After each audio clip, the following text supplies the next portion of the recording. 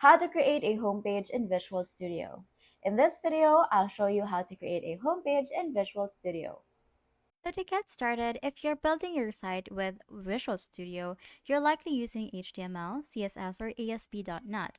But whether it's static or dynamic, the homepage should communicate value fast. You can do this by starting a new project. Just click on this new file right here, and then HTML for static or ASP.NET for dynamic. You can choose whatever it is, but as you can see here, I have chosen CSS. Then create your homepage file, usually named index.html or index.cshtml.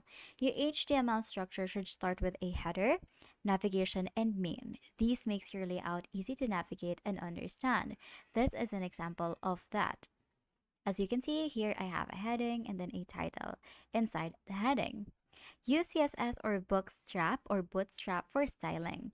Your homepage should include a headline, short pitch, and clear CTA. Don't clutter it. Use sections to separate content like features, testimonials, or services.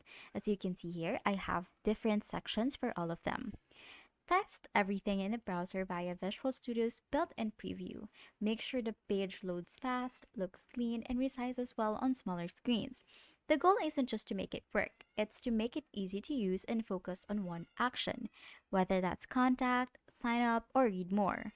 Guide your user through the experience. Now, if you are a beginner and don't really know how to code yet, I wouldn't recommend using Visual Studio Code because it requires a lot of coding experience and coding knowledge. But if you still want to use it, I suggest that you use ChatGPT to generate some codes for your homepage.